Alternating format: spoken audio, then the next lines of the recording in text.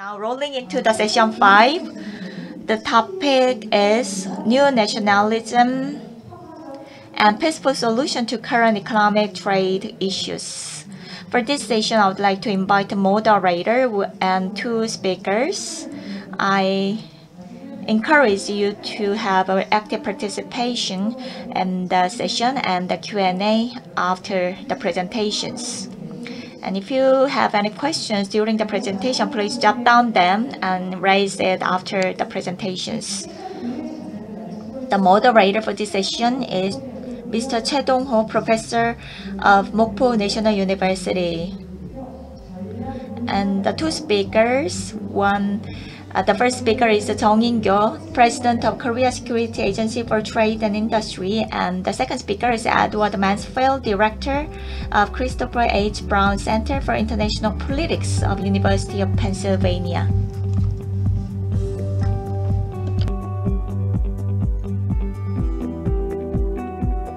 네, 세션 5의 주인공들이 오늘 무대 위에 올라. Please welcome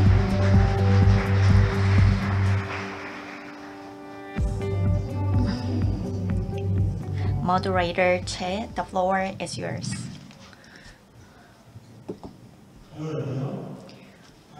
To welcome you all to session 5. It's great honor to be a moderator for session 5 of Kim-dae-jung Peace Forum 2023. I'm professor in the Department of International Trade at Mokpo National University. The topic of the session 5 is New Nationalism and Peaceful Solution to Current Economic and Trade Problems.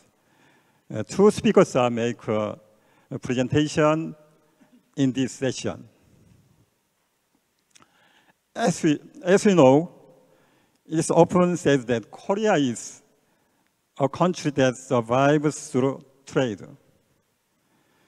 The Korean economy absolutely depends on export. And so overseas markets are very important to Korea because Korea has poor natural resources, limited land, and small domestic market. However, a very difficult trade environment is being created recently due to the war for hegemony between the US and China, global supply chain issues, and the war between Russia and Ukraine.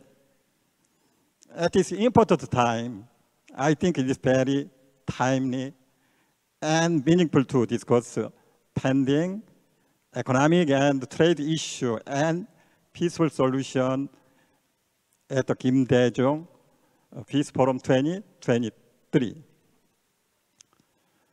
Let me introduce the speaker.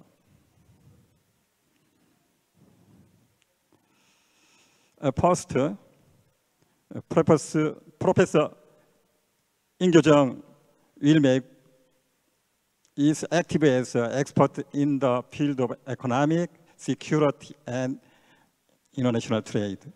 He served as Vice President of University, and he is currently President of Korea Security Agency of Trade and Industry, 전략물자 연구원 원장이십니다. Professor Cheong contributed to the development of Korea FTA policy and served as co-chairman of the Trade Negotiation Committee. And next, Edward Mansfield. He is the Honorary Professor of Political Science and Director of the Christopher H. Browne Center for International Politics at University of Pennsylvania. His area of expertise include international political economy, international systems, and international security. In 2000, he received the Karl W. Deutsch International Relations and Peace Research Award.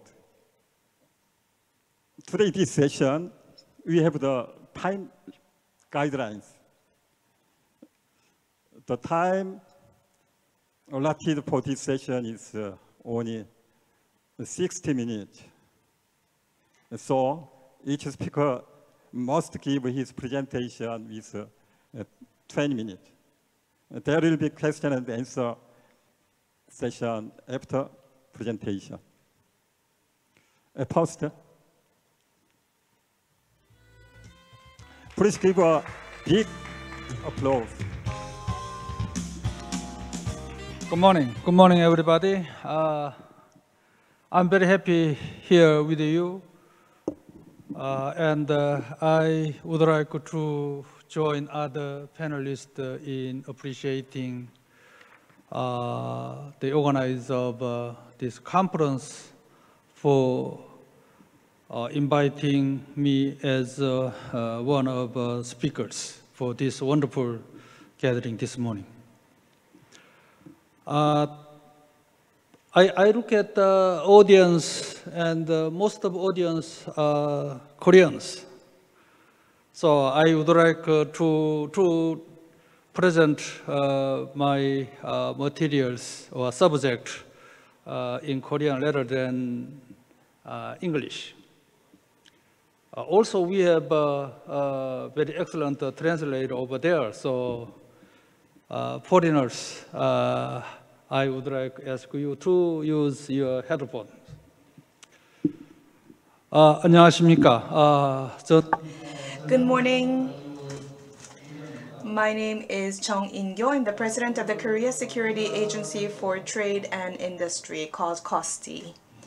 So today, I would like to talk about the economic security and international cooperation issues. And the title itself is not an easy one.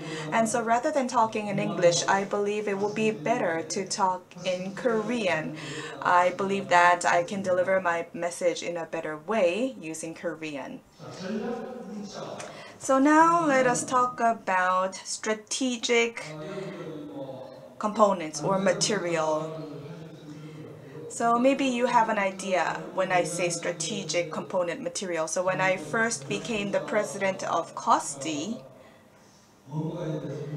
and people used to ask me, what is that? And people would think that weapons are strategic equipment. Of course, there are weapons, conventional weapons that are strategic equipments. But then there are also other equipments as well, which is also products for the consumers, general consumers. But they can also be used as weapons as well, or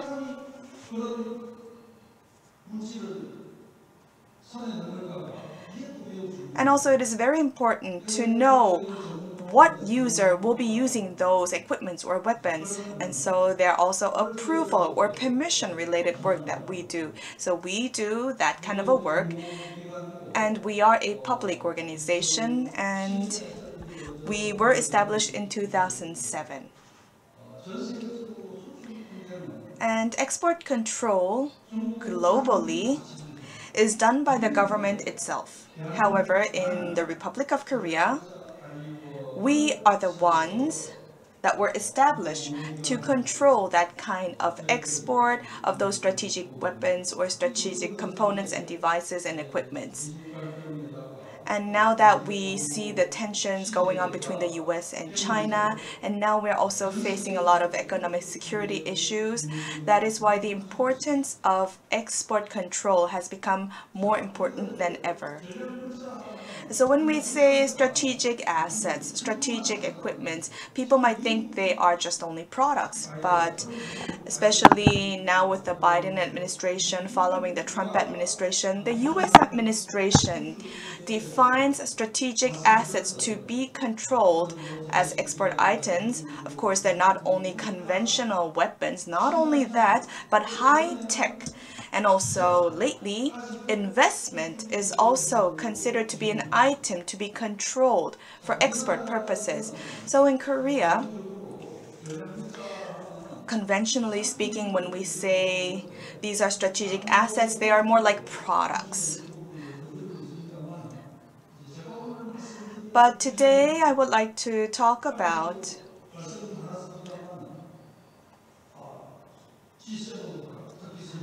the G7 countries and their China policies, de-risking, decoupling. And now the countries are trying to do de-risking than decoupling. So then what should be the economic security policy? So I would like to focus on that aspect today.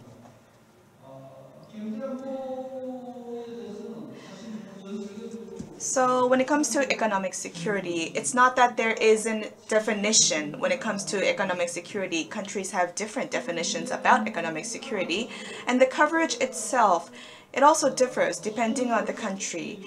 It could be defensive kind of economic security, or there could be countries like US, Japan, advanced countries that do not only defensive but also active economic security. So when being defensive, it's to stabilize the supply chain. And when we say it's an active economic security, it's about having when it's high-tech or technology competitiveness or investment. These are all included when it's the active economic security approach. So Korea, basically, I think, is that we do the economic security based on a defensive approach.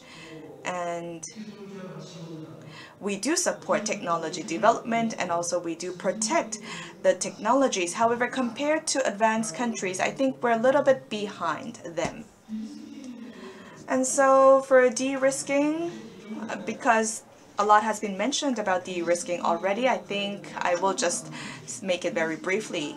So now we talk about de-risking a lot, and we would basically think that the policies of advanced countries towards China has changed, but it didn't really change much. It's quite similar to decoupling. It's not really new. So de-risking is almost the same as decoupling. So Mr. Lindsay is also, nodding his head. So it's just like the terminology has changed a little bit, but the policy direction itself is almost the same. And the sectors that this de-risking is applied would be technologies, high-tech technologies, or investment.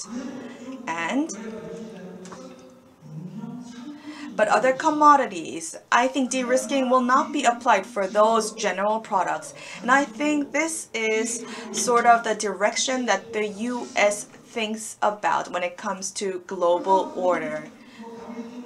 But it doesn't mean that the US will scrap the WTO and make a new world or global order. But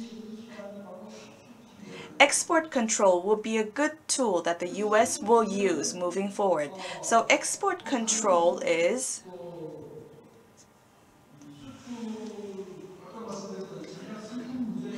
it's not about only those strategic assets or strategic products. It's also about the technology, and it's also about investment and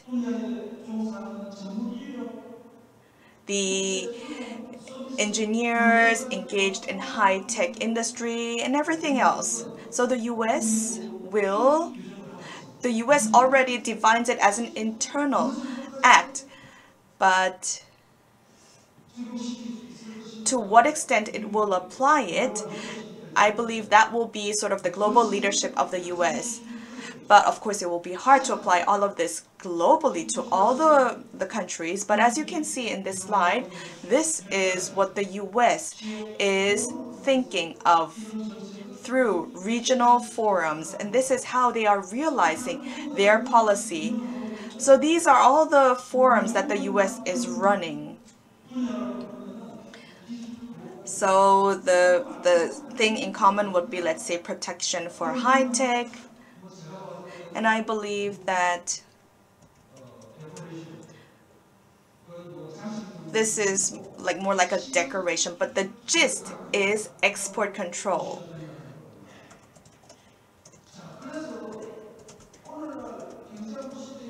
So now, of course, there are many fields. For instance, like stabilizing the supply chain is important. And also export control will be one of the fields for international cooperation. Of course, there's also climate change and many other themes. But I think the US government is most interested. It doesn't matter who the next president will be, but it will be export control. And export control will be focusing more on the high-tech side. And this is an image about de-risking, which is from Ursula von der Leyen from Europe. It's like she's almost like the EU president. So this is how she explained about de-risking. But on the other hand, we can also see that having a supply chain between countries and having the trust is important. So then how can we gain trust? Of course, democracy, human rights, those are the important factors to gain trust among countries, to share those values, and at the same time doing export control well. This will be the way to gain trust among neighboring countries and partner countries. That is the reality. So when we talk about export control, as you can see here in this slide, and also many of you, especially those in your 60s, when you were studying at university, you've heard a lot about KOKOM, right? In 1949, I suppose you learned it at the university. But now, after that, it changed to the other Wassenaar arrangement, and then there were other 4 mechanisms, as you can see in this slide, about biochemical ages or any mechanisms about missiles, MTCR, and then also the NSG about the nuclear side. So these are the 4 mechanisms that were in place. But in fact, rather than all of these mechanisms, the US's comprehensive export control system is a more stronger mechanism that is stronger than all those mechanisms in the global market. So we cannot ignore this. It is an era where we cannot ignore that US export control system. And I already told you, the US export control system it has a great impact on our daily lives. The US defines all those details, and it can also penalize us if we do not comply with that. And within the US, there isn't much opposition. But if we would do something like this, then I believe internally within our market, I believe we will face a lot of opposition. So we need to think about to what extent we can, accompany or accept this export control system of the US. So from that regard, in this era of economic security, I would like to talk about the policy implications for Korea in a few words, and then finish my presentation. So Korea's population is 50 million, and as also our moderator just said earlier, that we don't have much of natural resources, and we have only 50 million in terms of population. However, we are the 7th largest trading country in the world. I think 2 years ago we were 11th or 12th in terms of the economic size. And so we can see that we have done great development and advancement thanks to trade and investment that we've done until now. We've promoted economic development, and we were successful in doing so. But now the world has changed, and now in this era of economic security, we have to be in pace, and we need to refurbish our mechanisms, and we have to improve our trade-related capacities. So to do so, the policies related to economic security, whether it be defensive or active or both, we need to have a balanced approach. And of course, we need to also stabilize the supply chain. This should be our priority that we need to focus on. And the government also has set up the National Committee for Materials, Parts, and Equipment to support the relevant businesses and companies. However, compared to the US and Japan and other advanced countries, I believe we're still lagging behind. And so we don't have that much support regarding technologies. And so we need to expand those efforts. And next, about the export control system. Considering the size of Korea's economy and considering our export capacity, we should upgrade our export control system. Because until now, export was the most important factor in terms of economic policy in Korea. But if we say we're going to control export, who's going to like it? And so, the role of our organization until now was relatively less significant. But if something goes wrong with export, then the fate of a company can differ, and the company can be in a dangerous situation. So for the sake of safe export, companies should think about any dangerous aspects when exporting, and whether this is the right product to export or not, or also in the field of technology, whether this is the country of concern like China, whether this is a country where there are terrorists. So all of those should be taken into account when a company wants to export their product. So all of these has to be managed actively. And so when we say we're going to reinforce the export control system, then the companies might resist. But we need to overcome all of that. And here we have also Mr. Kim Hong-up. So I hope that the government can revise the law so that export control can work and that we can become a country that can be trusted.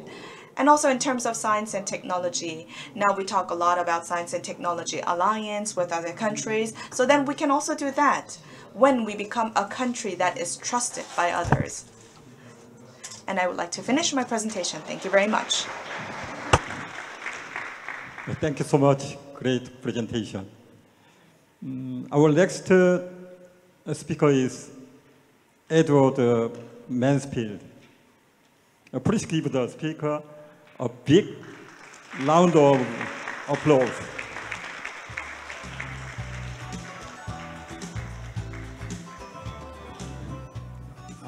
Let me start by expressing my gratitude to the organizing committee and Haksun Pak for inviting me to speak at this very important event.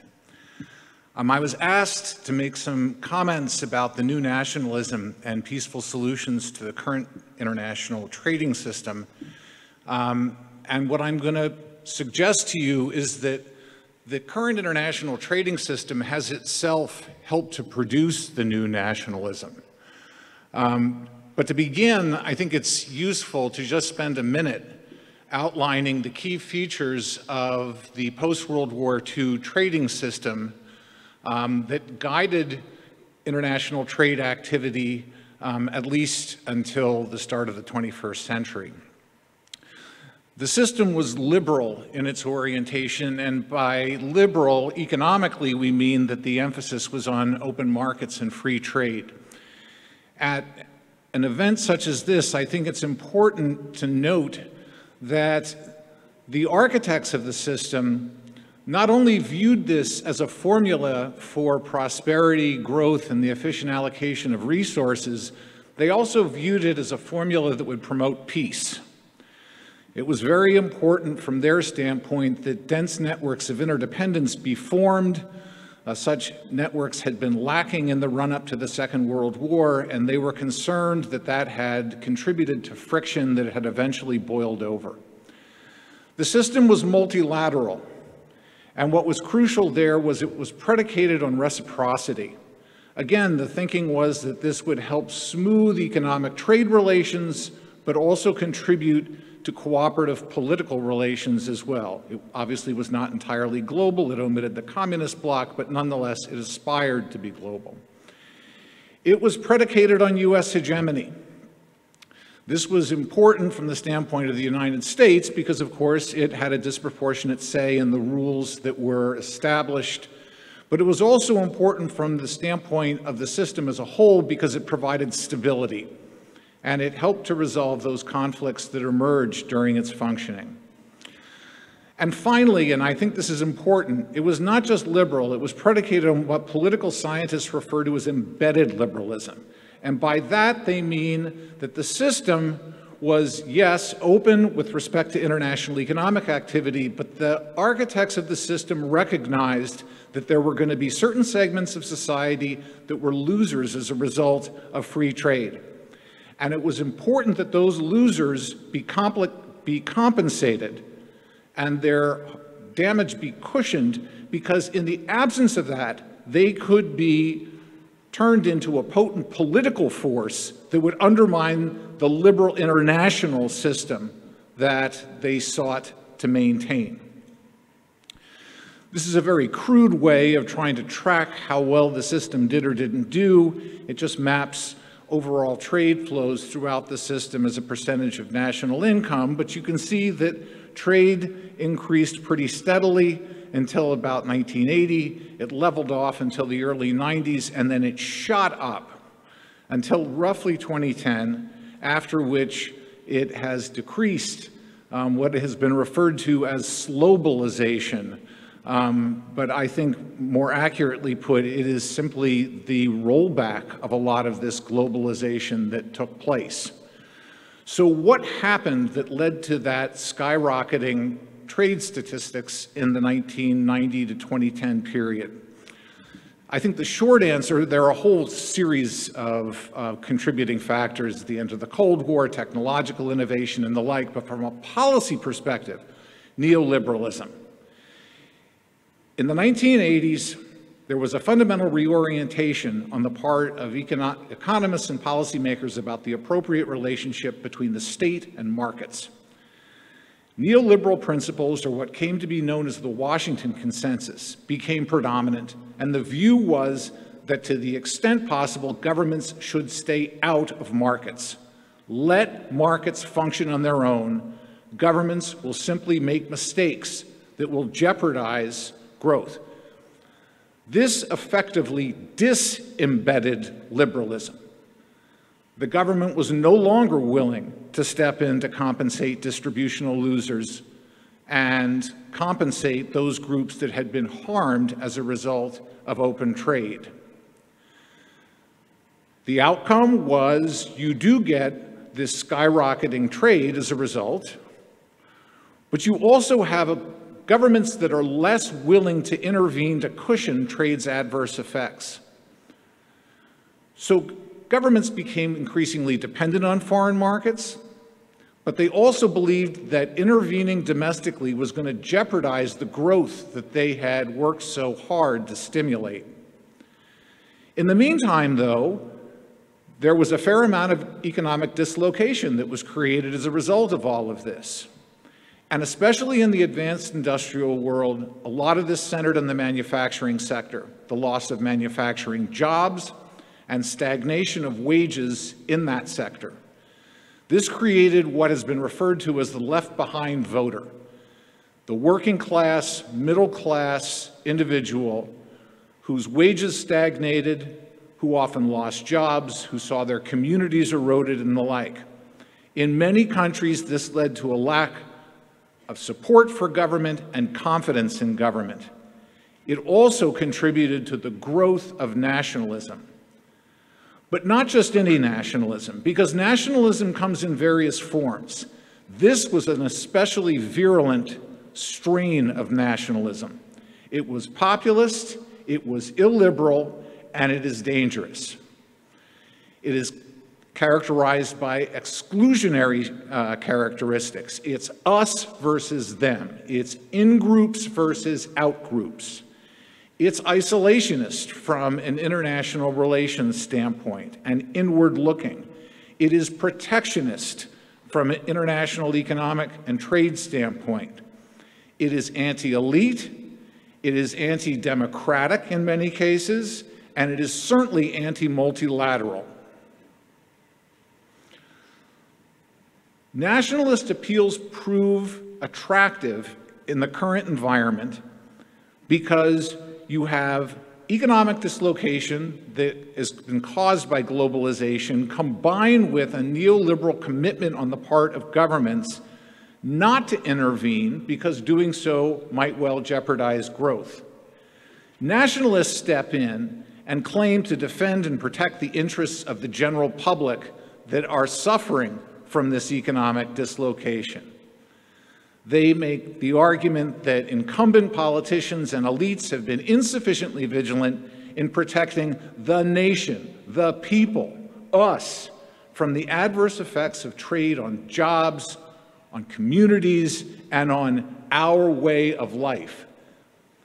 They both seize on and fan the flames of economic and cultural grievances. Moreover, the solution, they argue, is to prioritize and reinvigorate the nation. How do you do that? You do it by limiting foreign goods, foreign people, interaction with foreign countries.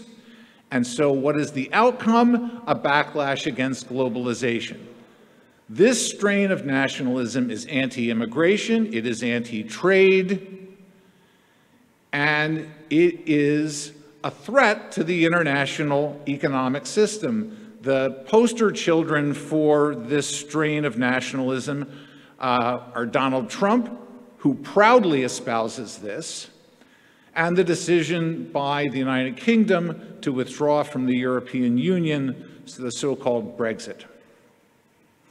This is, I think, a dangerous trend both economically but also politically. We have seen countless episodes historically of nationalism that in one way or another led to political military conflict, including the current war that Vladimir Putin is waging against the Ukraine.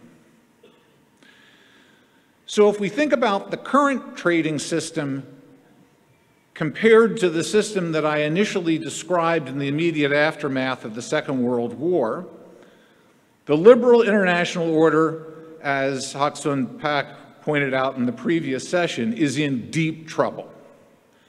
There is rising protectionism and a backlash against globalization that is going on throughout much of the world. Multilateralism is in severe trouble. The WTO is paralyzed, and it is far from clear how it can resolve that paralysis. U.S. hegemony has eroded. Part of this is due to the rise of China, but part of this is due to the absence of a willingness domestically in the United States to take on that leadership role. Part of that's nationalism, part of that's fatigue, part of that is the financial commitments that would be involved, but nonetheless, this is not just the rise of China. This is also a domestic political issue within the United States. And part of the concern that's been expressed, and I think this has been overblown, and I'll talk a little bit more about this in a minute, is that the BRICS, this organization of emerging economies that was originally Brazil, Russia, India, China, and South Africa, but which recently voted to expand beginning in 2024, could lead to a bloc that rivals the US, the EU, and various other economies, including South Korea, leading to heightened international trade conflict throughout the world. And again, embedded liberalism has been disembedded. So the features that were the foundation of the liberal international order are all, in my view, under severe strain if they're not outright broken. So to think a little bit more about this, many of these issues have already been covered, and so I'll be brief, but obviously there is an emerging set of conflicts between China and the United States. Both countries want to limit their dependence on the other, especially in sectors with military applications like semiconductors and chips. There had been long simmering trade tensions between these countries that broke into a full-fledged trade war in 2018. As Dr. Lindsay pointed out, that really has not abated a great deal in the Biden administration. The Biden administration has been far less bellicose than the Trump administration, but the policies of the two administrations with respect to trade have been remarkably similar.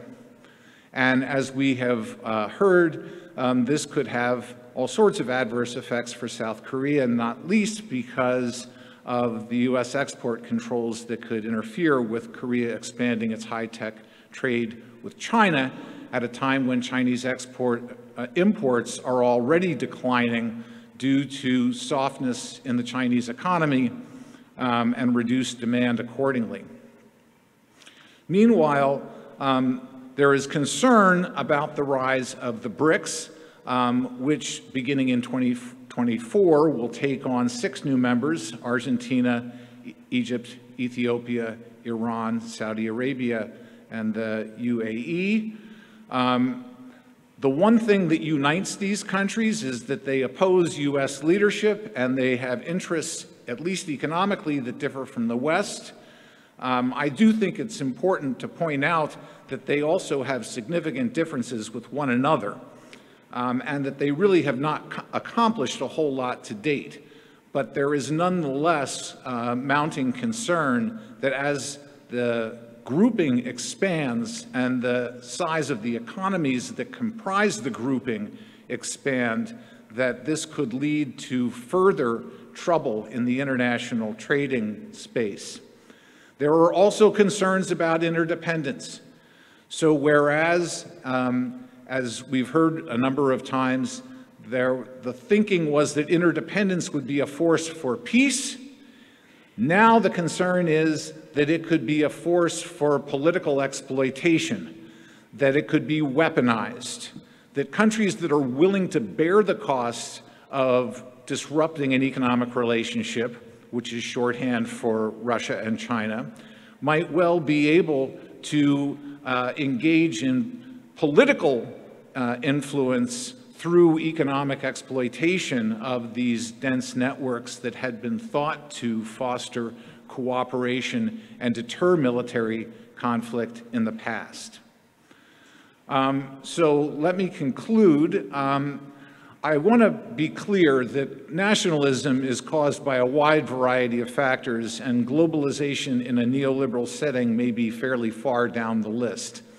But I do think that that has been an aggravating factor. And I think that governments could do a lot to try to damp down nationalism by re-embedding liberalism.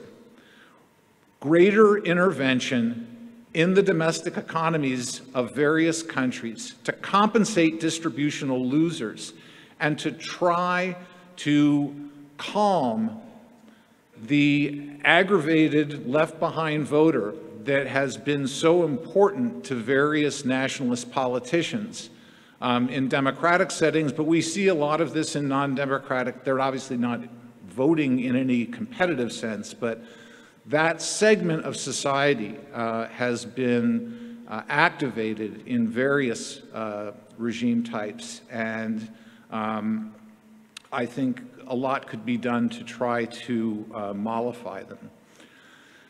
Next, I think it's very difficult in the short to medium term to envision a reinvigoration of the World Trade Organization and multilateralism. But I think that there's ample evidence that preferential trade agreements, free trade areas, things of that sort, can and have been created and can help to provide some of the same functions that this multilateral institution has done, especially agreements that are, as the jargon puts it, deep. That is, that cover things more than just trade. A lot of the recent free trade areas and other preferential trade agreements cover a wide variety of issues, trying to regulate, harmonize regulation, covering human rights, the environment.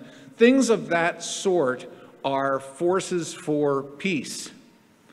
And many of these agreements have also done a great deal to take advantage of complementarities between trade partners to create a lot of additional trade. There's a fair amount of evidence that this is especially potent as a force for trade.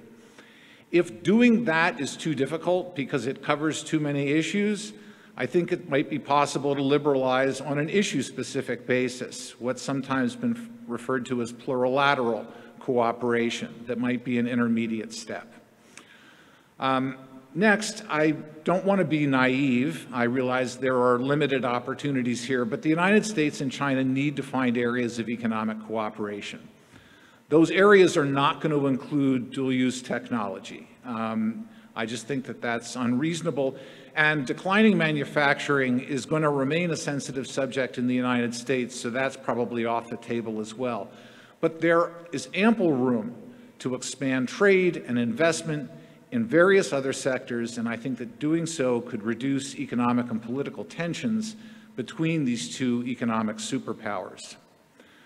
Finally, from the standpoint of South Korea, I think that there is reason to consider trying, as best it can, to reduce its trade dependence on China.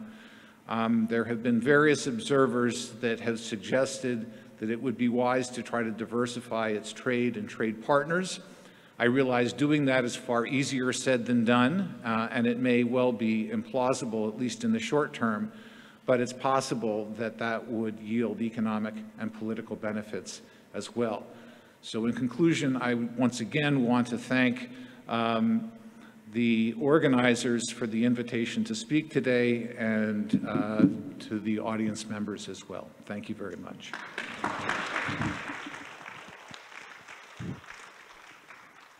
Thank you so much for great presentation. To save the time, let me ask speakers a question first. This question is for Edward Mansfield. Currently, the WTO-centered multilateral trading system has lost trust. I think in this situation, if PTA and RTA spread, the global trade order could fail into chaos. For this reason, don't you think it is important that WTO reform is successful?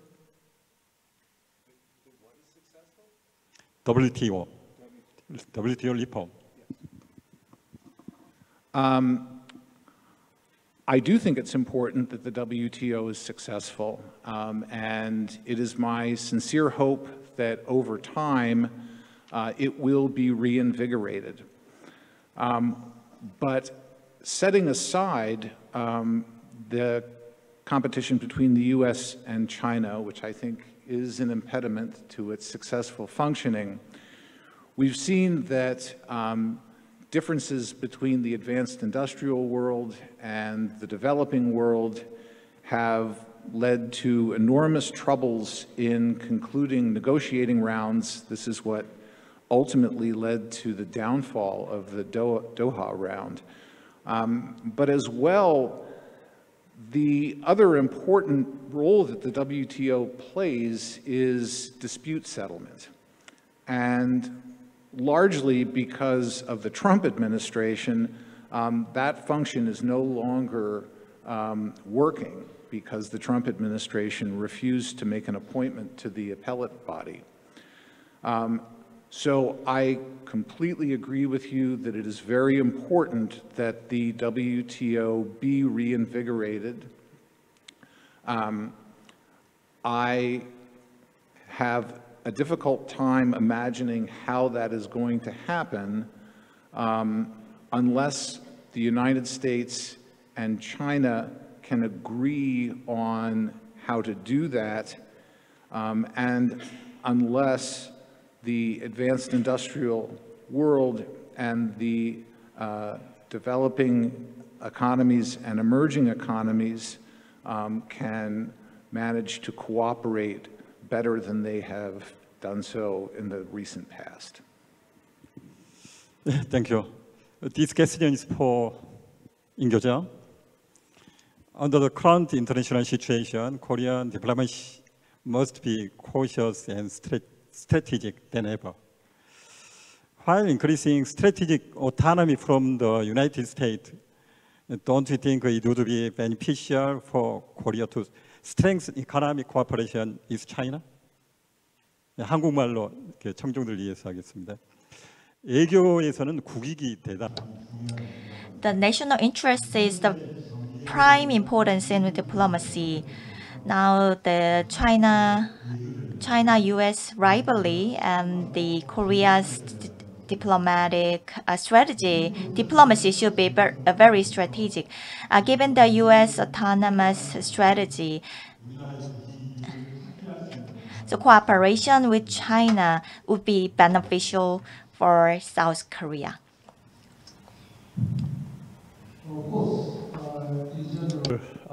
I fully agree with your points. Many countries try to improve their own strategic autonomy on the current international environment, but it is quite difficult to do it in reality. Regarding China, regarding a policy toward China, Korea is the most difficult situation. It's positioned in the most difficult situation in the world. Professor Mansfield already presented Korea is one of the most heavily traded with China.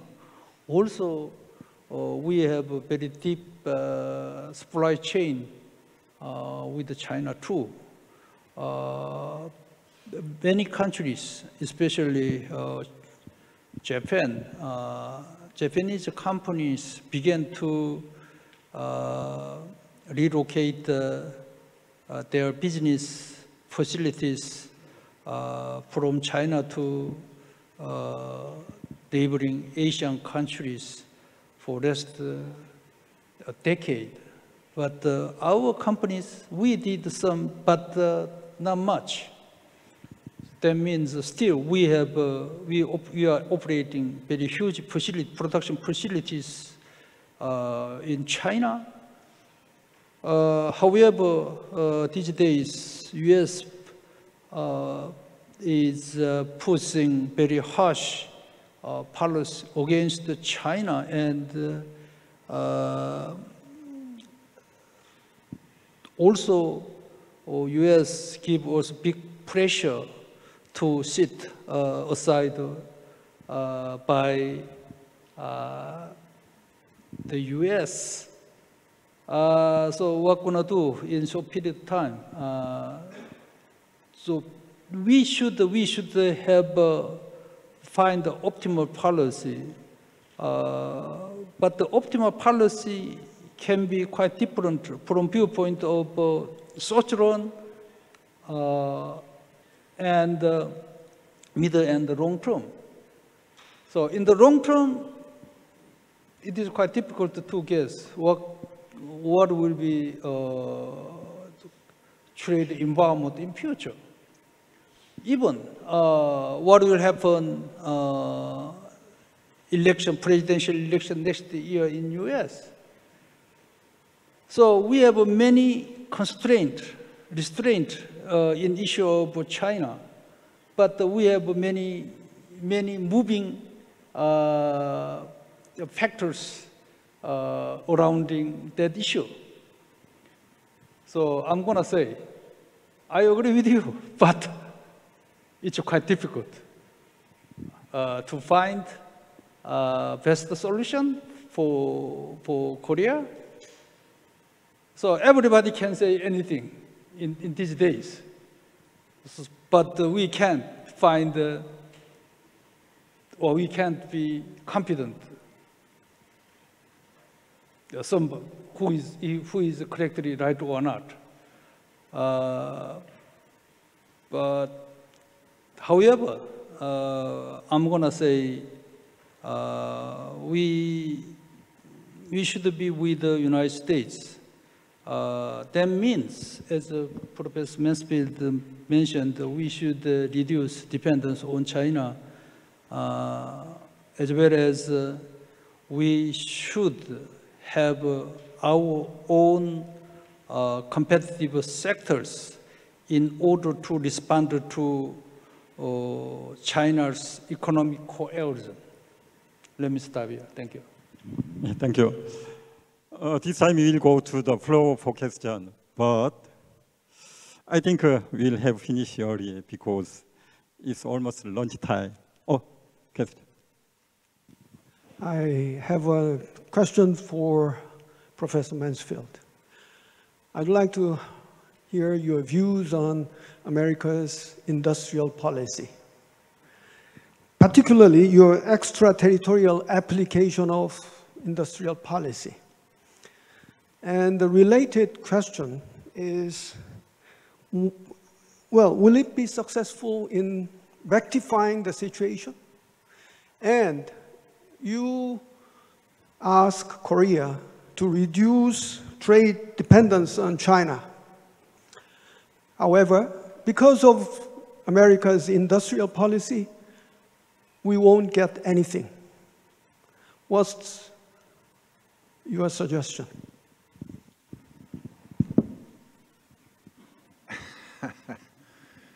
Well, let me start by saying that industrial policy has a very checkered past. It was something that was practiced quite widely, as you know, during the last third or so of the 20th century. And it was, in many cases, derided because it involved, as people put it at the time, picking winners. And it was the government doing the picking, and often the winners that they picked turned into losers. So the question is whether the Biden administration is doing a better job of picking winners than was the case in the past. And I don't know the answer to that, but I certainly understand the interest in reducing dependence on foreign suppliers of inputs such as semiconductors and chips. However, you make a very astute point, which is that you can't ask Korea to reduce its dependence on China at the same time that you limit its export markets to what is the largest country in the world for a lot of what they're producing. I honestly think that what the United States needs to do is to provide a more comfortable space for, it's fine for it to centralize a certain amount of production domestically, but I think that there needs to be ample opportunity for its key allies, both politically and economically, to have a substantial market in the U.S. itself. and for that matter, in Europe as well. And I think that's the only way that the political economic situation can really be improved. That's a very good point. It's almost lunch time. I think this session is ending because Professor Cheong is urgent train schedule. Thank you so much to speakers and all audience. I think